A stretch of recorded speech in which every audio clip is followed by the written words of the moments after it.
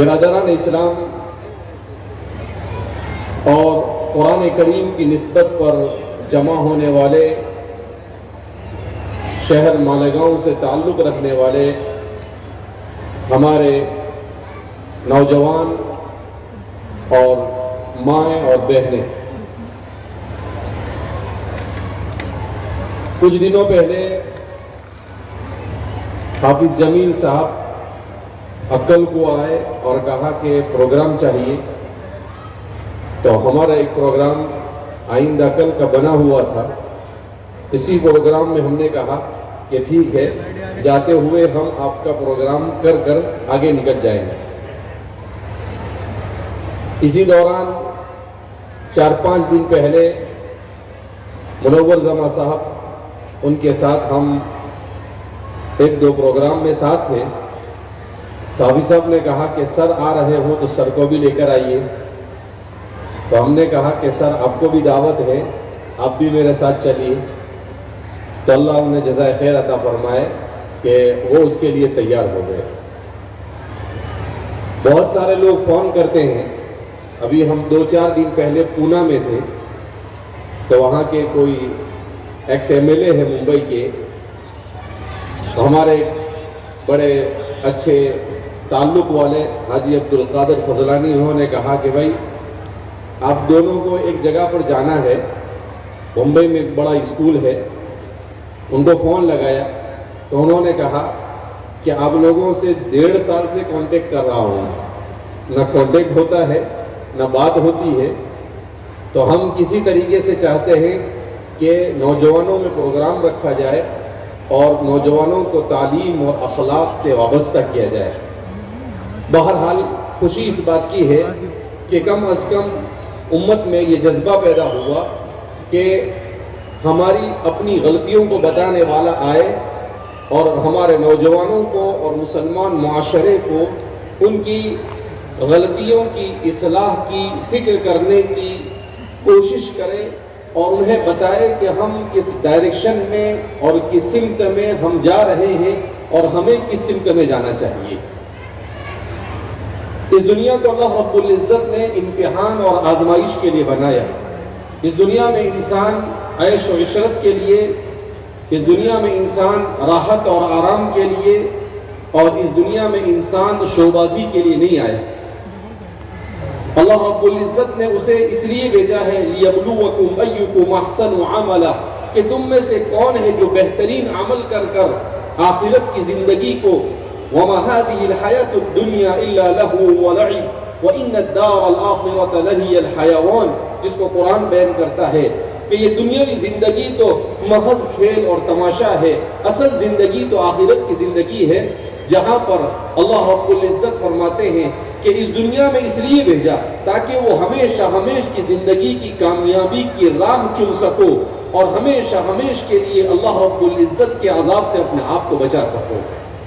مگر یہ دنیا جیسے جیسے رسول اللہ صلی اللہ علیہ وسلم کے دور مسعود سے دور ہوتی جا رہی ہے اور قیامت سے قریب ہوتی جا رہی ہے، ویسے اس دنیا میں بسنے والا انسان اپنے اس دنیا میں آنے کے مقصد سے دور ہوتا چلا جا رہا ہے۔ وہ یہ سمجھ رہا ہے کہ میں اس دنیا میں پیٹ بھرنے کے لیے آیا، وہ یہ سمجھ رہا ہے کہ میں اس دنیا میں نام بنانے کے لیے آیا، وہ یہ سمجھ رہا ہے کہ میں اس دنیا میں اس لیے آیا تاکہ میرا جیب بھر جائے، میری خواہشات پوری ہو جائے اور میں ایک اچھے نام کے ساتھ، چاہے وہ کسی بھی فیلڈ کا ہو، مجھے صرف نام چاہیے، لوگ مجھے لائک کریں اور لوگ میرے ویورز بڑھا دے، اور طرح کے ایسے خیالات لے کر دنیا کے اندر میں زندگی بسر کر رہا ہے۔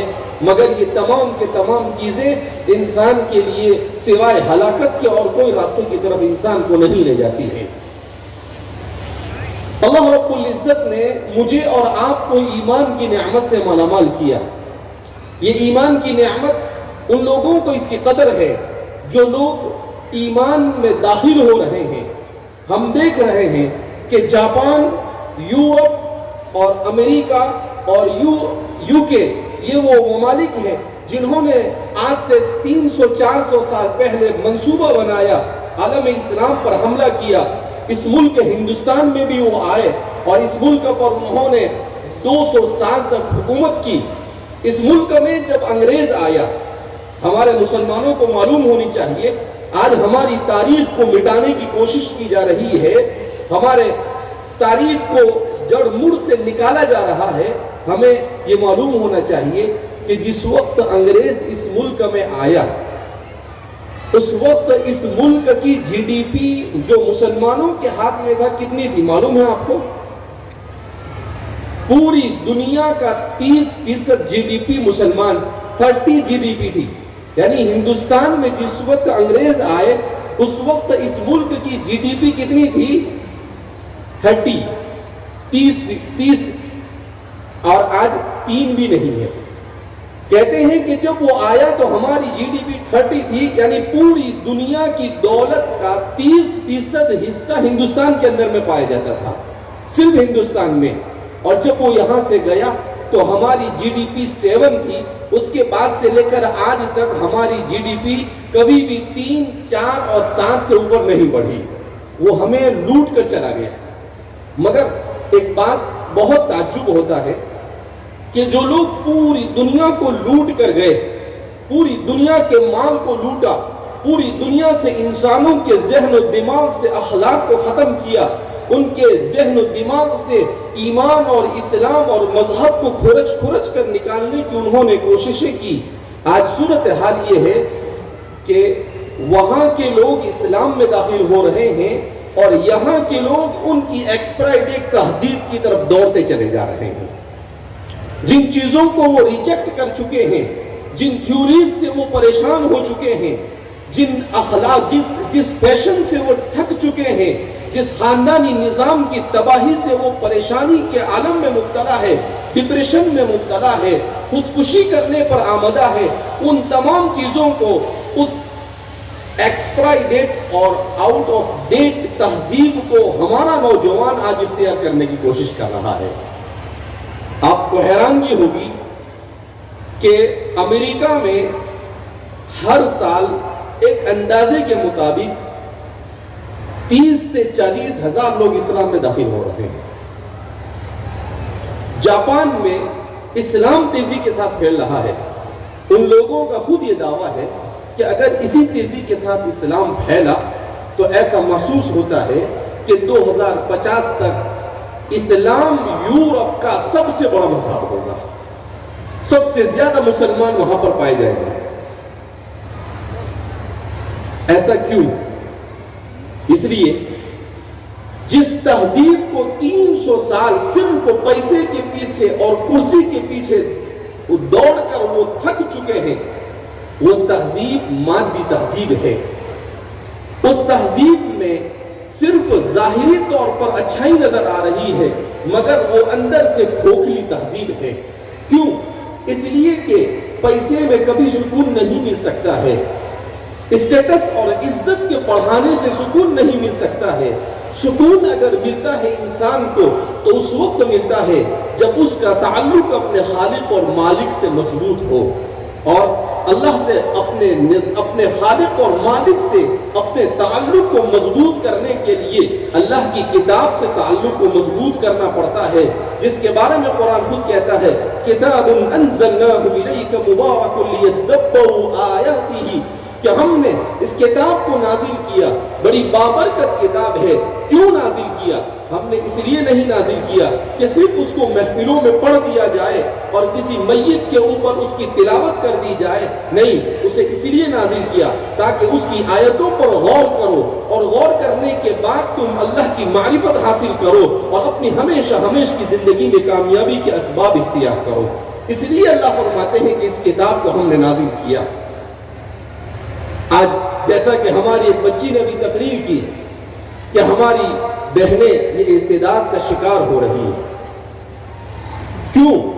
اس لیے کہ ہمارے گھروں میں اسلامی ماحول نہیں، ہمارے گھروں میں عورتیں سیریلیں دیکھتی ہیں، ہمارے گھروں میں مرد فلموں کو دیکھ رہا ہے، ہمارا نوجوان یہ گیم کھیل رہا ہے۔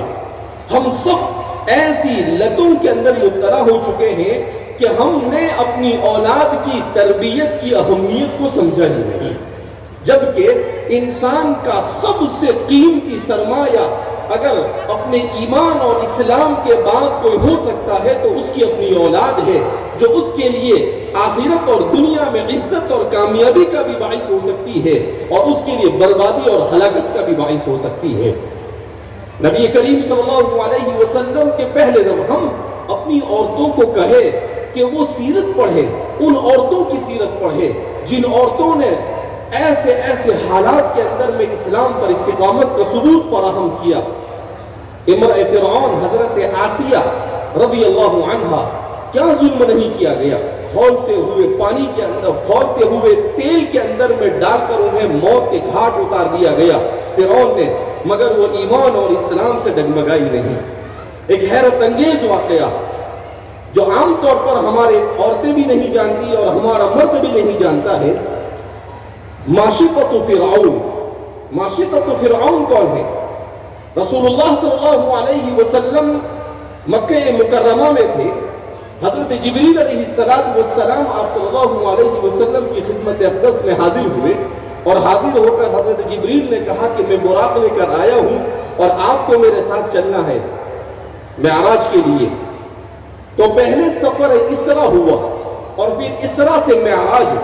سفر اسرا کس کو کہتے ہیں؟ سبحان الذی اسرا بعبدہ لیلا من المسجد الحرام الى المسجد الاقصى الذی بارکنا حولہ، جس کو قرآن نے بیان کیا کہ اللہ کے رسول صلی اللہ علیہ وسلم کو سوار کیا گیا براق پر۔ یہ کوئی من گھڑت کہانی نہیں ہے، دنیا میں جھوٹی جھوٹی فلموں کی جو اسٹوریاں بنائی جاتی وہ نہیں، یہ حقائق پر مبنی ہے جس کو خود رسول اللہ صلی اللہ علیہ وسلم نے اپنی زبان اقدس سے بیان کیا ہے۔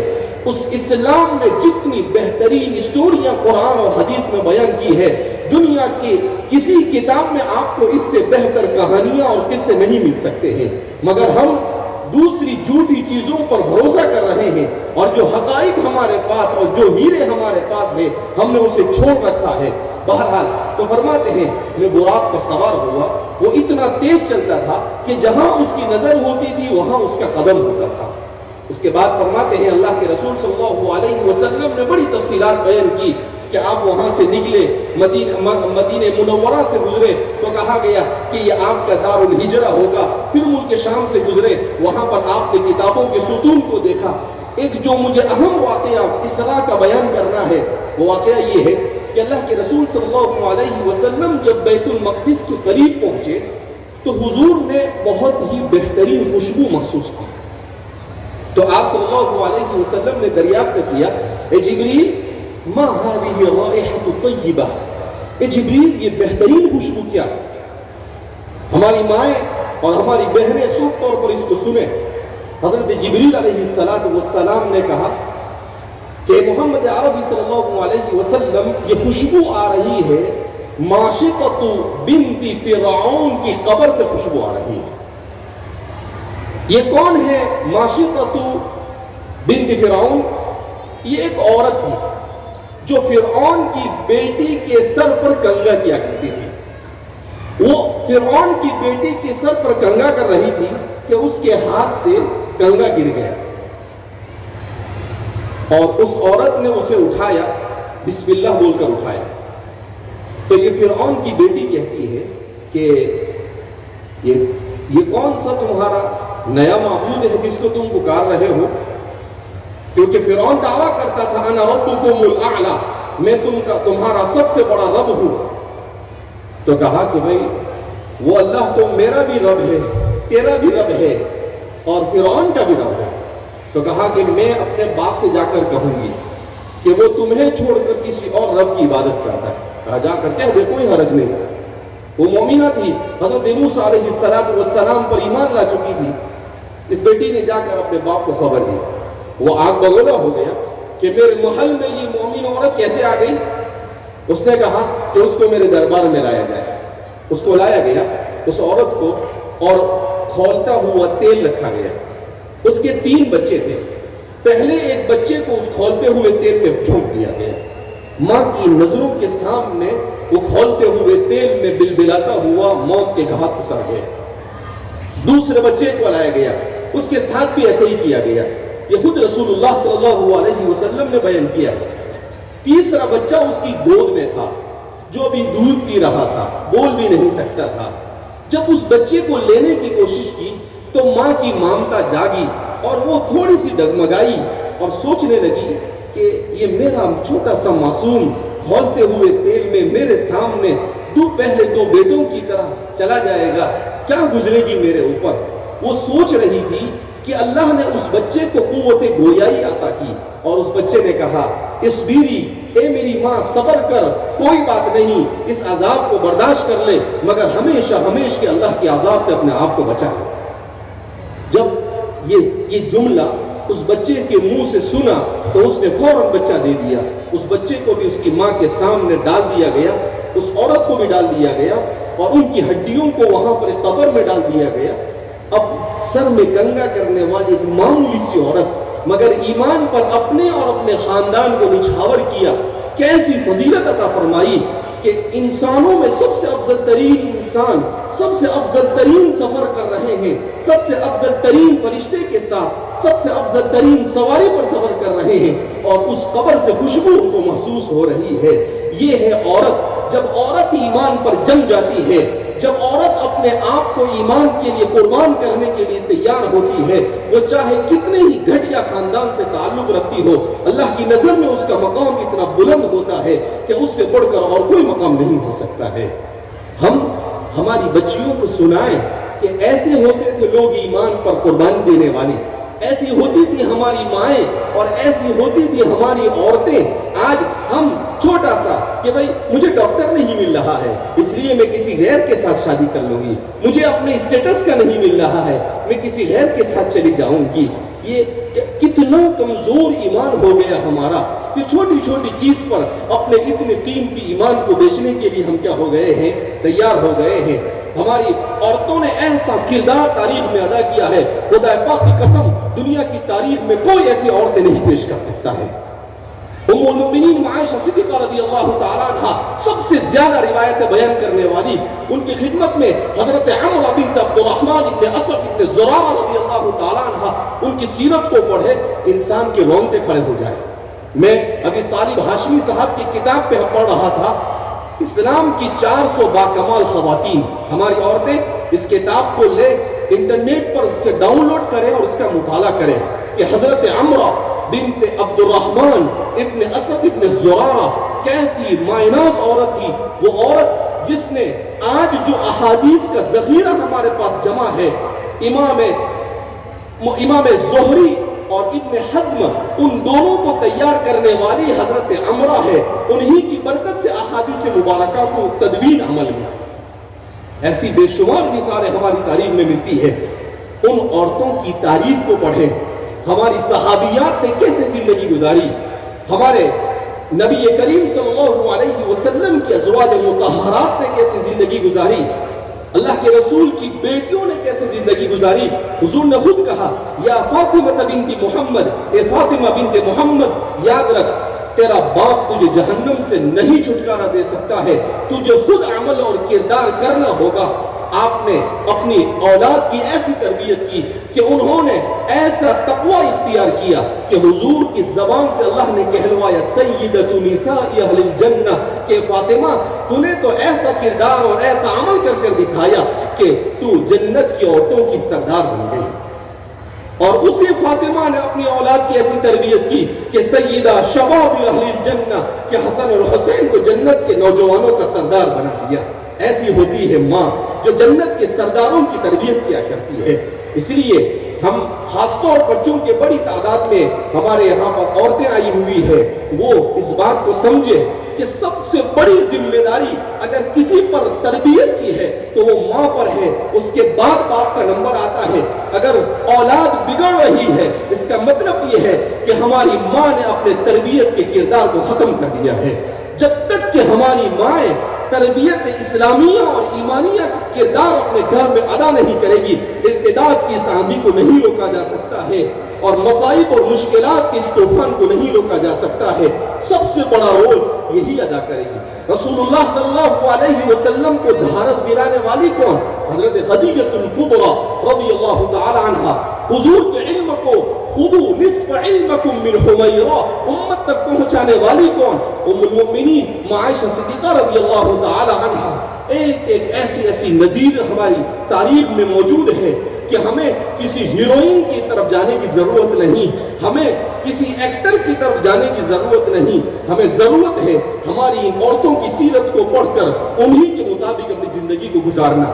بہرحال میں اس موقع پر بہت ہی زیادہ مبارکباد دیتا ہوں حافظ جمیل صاحب اور ان کے ساتھ کام کرنے والے تمام اساتذہ کو اور شہر مالیگاؤں کا سے تعلق رکھنے والے معاونین کو اور ان والدین کو جن کے بچے اور بچیوں نے قرآن کریم کو ختم کیا۔ یہ اچھی روایت ہے کہ بچے تو قرآن ختم کرتے ہیں، حافظ ہوتے ہیں، مگر بچیاں حافظ نہیں ہوتی ہیں۔ اگرچہ بچیوں کے حافظ ہونے کے بعد بڑے چیلنج ہیں، مگر ارتداد کے اس ماحول میں ہمیں زیادہ سے زیادہ اپنی بچیوں کو قرآن سے منسلک کرنے کے لیے انہیں حافظ بنانا چاہیے، تاکہ کبھی اس کے دل میں یہ بات آئے تو وہ رک جائے کہ میرے سینے میں قرآن ہے، میں کیسے اس نعمت کو چھوڑ کر کسی تاریکی کی طرف جا سکتی ہوں۔ اس لیے میں بہت ہی زیادہ مبارکباد پیش کرتا ہوں تمام کے تمام حضرات کو۔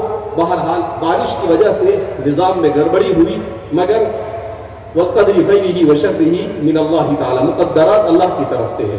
ہم نہیں جانتے کہ اس میں اللہ نے کیا خیر مقدر کیا ہوگا۔ اللہ رب العزت ہم سب کے یہاں پر جمع ہونے کو قبول فرمائے، اور اللہ رب العزت ہم سب کو قرآن کے ساتھ، ایمان کے ساتھ والہانہ عشق اور محبت نصیب فرمائے، اور ہم سب کا خاتمہ ایمان پر فرمائے۔ اللہ ہم سے راضی ہو جائے، ایسے اعمال کی توفیق مرحمت فرمائے۔ وآخر دعوانا الحمدللہ رب العالمین۔